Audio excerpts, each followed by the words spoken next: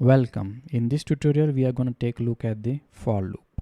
Okay, so let's begin with the first topic is a generator function. Generator function generates the value on the fly, which means the values are not stored anywhere, but based on given expression or equation it generates the value which is returned in the next iteration. Okay, so range is a built-in generator function in Python which generates value beginning from 0 up to the given value stop. So stop value, which is up to value, is not included in the range. Suppose we are giving range and inside that we are providing value 10, so it will return values from 0 to 9 but not the 10, up to 10. Okay, so same generator function we will use it with the for loop. So for loop it iterates over the items of the iterator or the generator function. Okay, so in object oriented programming we will take a deeper look at the iterator protocol, how to implement iterator for the user defined class, and also how to declare a custom generator function such as this range function. Okay, and what are the difference between it. But for now we will take look at the for loop which is iterates over the items of a iterator or the generator. So it will take any object which is implementing either iterator protocol or it is a generator function, and it will automatically iterates over the items which is inside that particular object. Okay, so unlike the other languages such as C and Java, in which for loop is divided into the three sections. First is a declaration and initialization of a variable. Second one is a condition up to which it is iterating, and third one is a incrementation of or the decrementation of a variable. Okay, but in Python it is simplified using this. So this is the syntax for variable I in range of given this. So here we are providing iterator or generator. So at each iteration it will return a value which will get assigned to this variable I, and we will print the variable I and simple message hello world. So let's see the output. As we can see here, it will from beginning 0 to up to 9, because we are provided range, so for it will iterate over 0 to 9. So it has returned integer value 0 to 9, and we are printing the same value inside a print statement.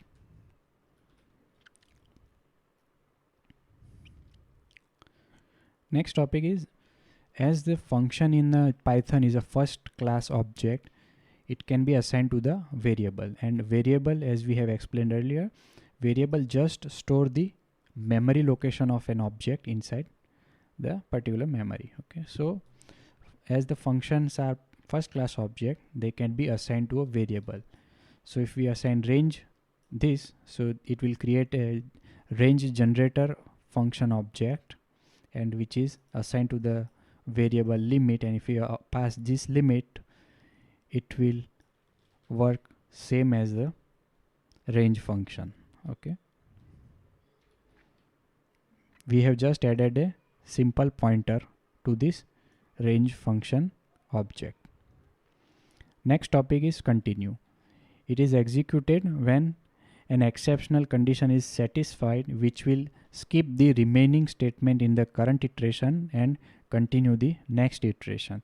So suppose we are iterating from 1 to 10, and if we want to ignore any even number and we just want to print odd number, so we can write this: if the given iteration number variable is having I is having even value, then we will skip the print statement. Okay, and continue the next iteration. So it will only print the odd values. As we can see, it is printing only odd value, and for even value continue gets executed, with which will skip the remaining statements for the for loop. Now we'll take a look at the second constructor of a range generator function. So it takes 3 arguments. First is a start, and both are the mandatory, and the last argument is a step, which is optional. So for that the default value is 1. As we saw earlier, for the range constructor, this it was by default incrementing one value, okay, and it was beginning from the 0. But in this constructor we can specify the beginning value. So any custom value given as a start, it will begin from that value, and it will print up to, it will return the value up to end. And as we saw, it was by default incrementing by 1, and by giving the value step we can increment any given value other than 1 also, okay. So if you don't provide that argument, it will by default increment value by 1, okay. So let's take a look at an example. This will return the value beginning from 1 up to 11, and at each iteration it will add value 2. So it will return value beginning from 1, next value will be 3, 5 up to 11. So let's print. As you can see, as in previous example, we were continuing when the even value occur. Instead of that, we are just iterating over the odd value by just adding 2 at each iteration. Next example is, at each step we can also provide the negative step value, which will decrement the value at each step, okay. So if we provide 10 and up to 0, at each step we will minus 2. So as we can see, at each step it is decrementing the value up to value 0. Next topic is for each loop. So whichever the class implementing iterator protocol, we can iterate over its values using for each loop. So for example, string class in Python implements iterator protocol.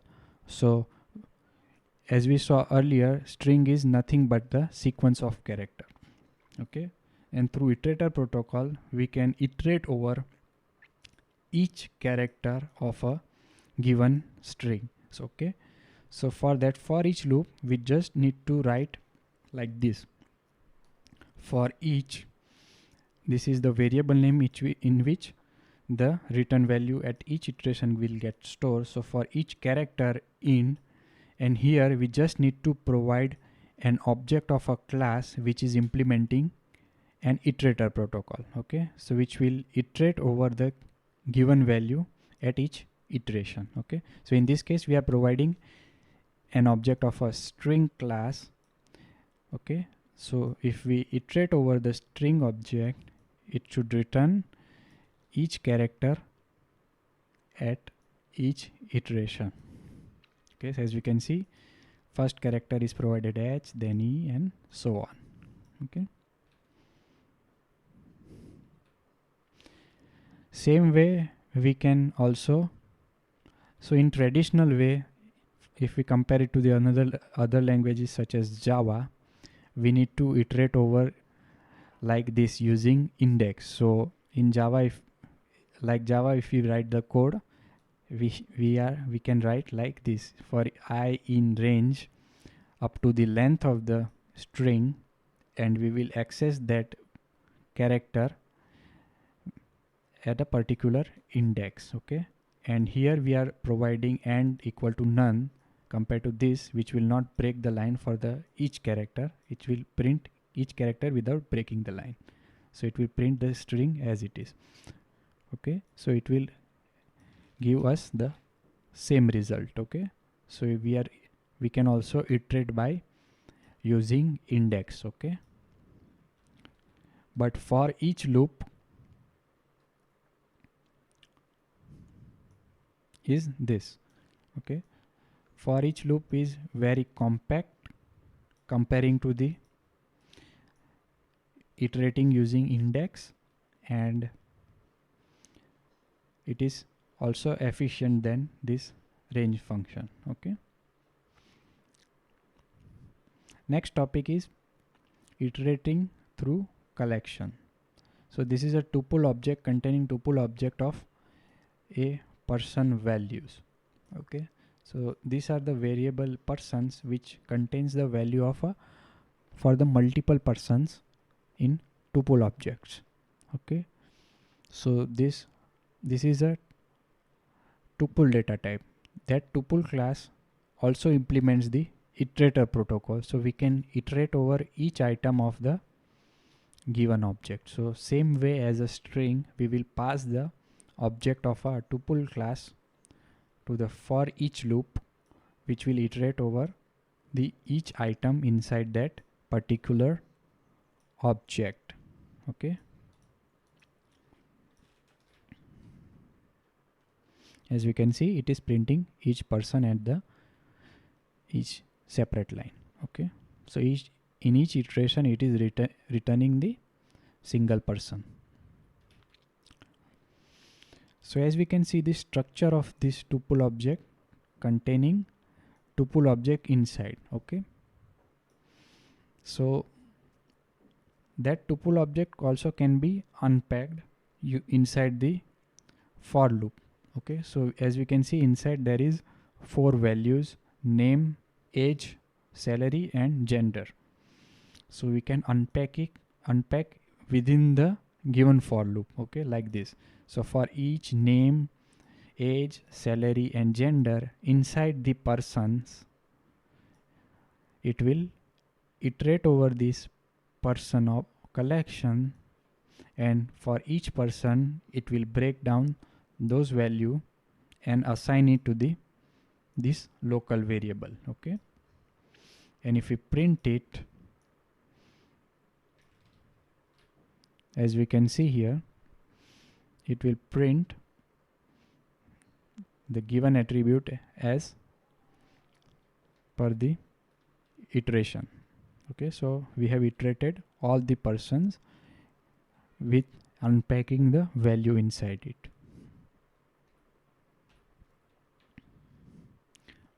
Next topic is for else. As same as while else, we can write else statement after the for loop, which will get executed only for loop is not exited with the break statement. As you can see, the for loop is exited when the range function finishes the generating the given values. So up to 10, if it is finishing, it will raise stop iteration and it will finish the for loop. So if it is ending like that, then it will execute the else part of a for loop.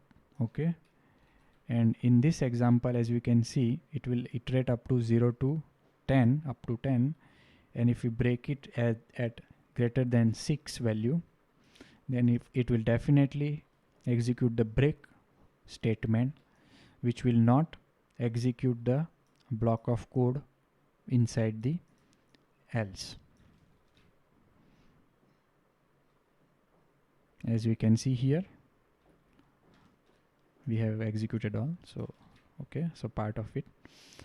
So as we can see here, it will only print up to the value 6, and after that it will break the for loop and it will not execute the else part of it. Next topic is we will take a look at the example of a pattern printing using for loop. So first is a acute triangle using for loop. So if we see the pattern and analyze it, as you can see, we are printing 1 star in the first line, 2 star in the second line. So we are incrementing number of star by 1 at each iteration. Okay, so if we are iterating over from 1 to, this is suppose 10 star. Okay, so we will iterate over the 10 star, we will print up to 10. So first loop will iterate over from 1 to 10. Okay, and at each iteration, as we can see, we are printing number of star equal to the value of I. So we, inside the first I loop, we need to take another loop j and iterate that j loop to print star as per the variable value of I. Okay, without breaking the line. Okay, and after executing j loop, we will end the line. Okay, so let's execute it. As we can see, it will print from 1 star up to the 10 star. So last line contain 10 star. Okay, and at each line we are printing stars up to the line number. Okay, next pattern is the mirror of acute triangle. So in this pattern, if we analyze it, it is leaving space before printing the first star. So if we measure it, it will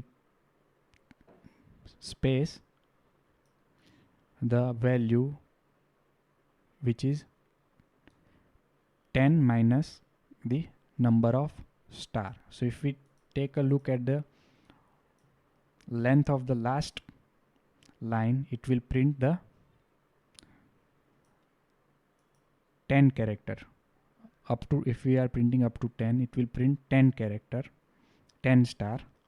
And if we subtract it with this, so we can say that 10 minus 1 is a number of space we need to leave for the first line. Okay, so first loop will be printing 1 to 10 line. Okay, so this is the outer loop for 1 to 10 will print the line. Okay, so this is printing the line, and inside that first we need to print the spaces, which is 10 minus the number of I. So here up to 10, so we are including as an 11 minus I, which will print the space. And after printing that space from 1 to I, we need to print the number of stars. Okay, without ending the line.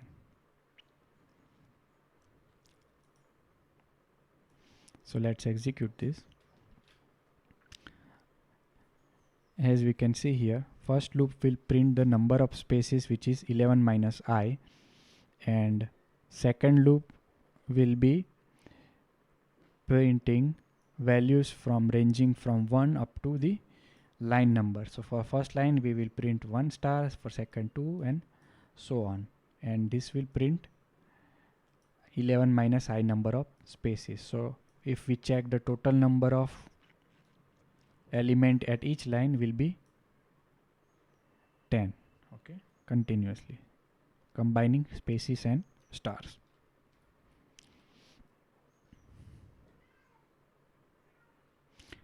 Next pattern is print equilateral triangle. So if we closely examine the pattern, it is printing 1 star in the first line, 3 star in the second line, and 5 star in the third line. So if we convert it into the equation, it is printing the stars which are equal to line number into 2 minus 1. So for first line, 1 into 2 minus 1, it is 1. Second line, 2 into 2 minus 1, which is 3. For third line, 3 into 2 minus 1 equal to 5. For the fourth line, it will be 4 into 2 minus 1, it is equal to 7 stars. So we have figured out the number of star to be printed at each line. Okay, next part is we will figure out how many spaces we need to leave it. So we will start from the bottom line. So bottom line, last line contains no spaces, so it is incrementing from 1 2 3 4 5 6 7 8 and 9. So if we figure it out, it is same as we saw for the this mirror of acute angle. So we need to just print number of spaces, which is I 11 minus I. So for that first line, we will, for the I loop, which will print the 10 line, and inside that 10 line, these are the content of the two for loop, in which first for loop will print the number of spaces required, which is 11 minus I. Okay, and the second for loop will print the number of stars, okay, in the line, which is 2 into I minus 1. Okay, and after printing those two without breaking line, we will break the line for each iteration of I. Okay, so let's execute it. As you can see, it is printing perfect pattern. So last topic of tutorial is command line argument. So sys module is having argv attribute, which returns the list of argument which is passed when executing the certain Python program. Okay, in that return list, first returns list of the string. First string will be the name of the file which we are executing, or the path to the name of the file which we are executing. Okay, and rest of the items in that return list are the argument which we are passing while we are executing it. Okay, so let's see the how we can execute it. Okay, so in this code, we are just iterating over the return argument return list by the sys.argv, and we are printing each argument written by the list. Okay, so if we open the terminal from here, it will look like, it will point to the current directory of our project. Okay, so we need to go to the folder in which our Python file is located. Okay, so as we can see here in this folder, we are having our command line argument.py, which we need to execute. In order to execute it, we write Python name of the file, and after name of the file, we will provide argument which will be need to be passed by separating space. So here we are providing 3 argument, A, B and C, and if we execute this command, as we can see, it is executing this file and it is returning list of command line argument. So first argument is, as we have explained, it will return the name of file being executed it, and or the path to the name of file which we are executing. And from the index 1, this is the 0th index, and from index 1 are the argument which we are providing into the command line. Okay, so this is we have executed in terminal. Okay, same way we can pass inside the PyCharm. Okay, so in PyCharm we need to go to the here and edit configuration. So edit configuration is having one column is a parameter. So here we need to pass the same parameter we need to pass when the given file is executed. Okay, so we will pass the parameter and click on apply and OK. and in order to run inside it, we need to right click on the file and click on run, which will execute it. And as we can see, the output, first argument will be path to the given file, Python file, which we are executing it, and from index 1 the argument which are given to the command line. Okay, same file we can also execute from Project Explorer window also. So we need to select the particular file, right click and click on run. So it will give us same result. Okay, from here and here. Okay, both will end result will be the same. Okay, that brings us to the end of the video.